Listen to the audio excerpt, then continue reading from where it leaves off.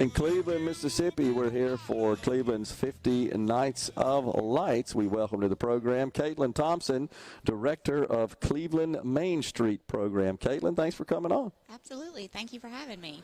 All right, so the Main Street, first of all, the Main Street in Cleveland is really neat, and it's been preserved. You know, maybe the shops have changed a bit, but the basic boulevard itself is sort of iconic.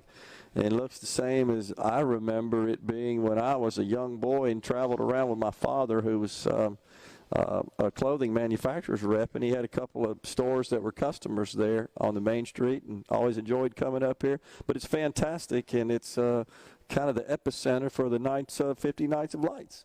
Absolutely. So the Main Street is part of the historic district, and so we try to preserve that history and really build upon that by adding in the fun things like the 50 Nights of Lights. Yeah, so I'm hearing there's going to be go-karts on ice or something like that. Can you explain that to us? Absolutely. So that is something new we're doing this year. Okay. Pop-up. It's a pop-up vendor. She'll come in and she'll set up a rink, basically, and it's basically like, picture bumper cars, but on ice. They light up. There's music. It's going to be a whole lot of fun and something really exciting and new for the community. What was the idea for behind the 50 Nights of Lights? How long has that been going on? This is the 8th year that the big tree has been downtown. Yeah. And we've done the tree lighting and everything, and the 50 Nights of Lights has just grown and grown and grown every year that it's been downtown. And it started as a way to remember a family member by a family here in Cleveland, and it started with the tree, and it's grown exponentially. Businesses and donors will donate a piece, and that helps really cover some of the cost for the city. Sure. And obviously is a great return on investment for the city because it brings in flocks and flocks of people every single day during the and of course the stores, the restaurants, the shops, hotels, and so forth benefit from that. But they truly do collaborate on this and embrace it, do they not? Absolutely. So I began at the chamber in June, and I think it was August, the very 1st of August, when we first started working on all the Christmas events and planning. And, there's groups of people that come together for a big picture type of planning moment, but then, of course, little pockets of people will help plan lots of other things that go on. And I think collaboration is the key because we've got to know what the left hand is doing with the right hand.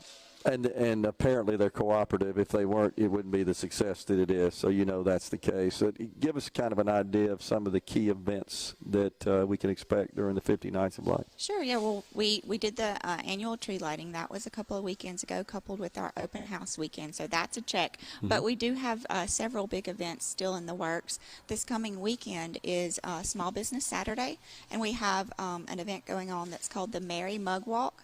And basically anyone that wants to participate can buy a Christmas in Cleveland coffee mug, and it's $10. And then we've got several merchants that are on board, and they'll have hot holiday beverages in their store that day, and they'll be offering things like discounts, incentives, just maybe even a holiday treat or a happy.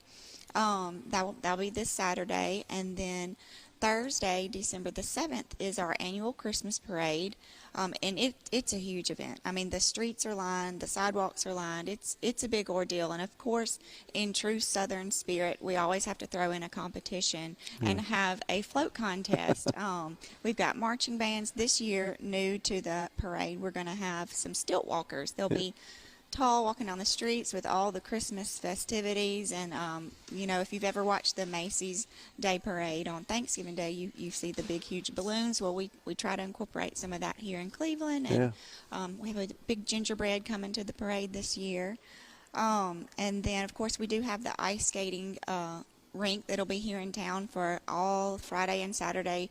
Cool. Saturdays in December. That's cool. So a lot of stuff planned for the next few weeks leading up to Christmas, and I know that the merchants are going to benefit, the stores and so forth are going to benefit, and that's a big part of this. Besides, it's just good old-fashioned wholesome fun.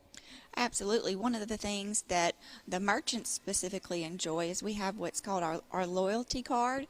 And so each business has a little Christmas in Cleveland card. And when a shopper comes in and makes a purchase, they get a little stamp. And once they get 10 stamps, they turn it back into the chamber, and their name goes into a drawing for a big Christmas stocking. We'll do 4 of those drawings in December. And great idea. It's kind of a big trade show almost sort of approach. That's a great idea.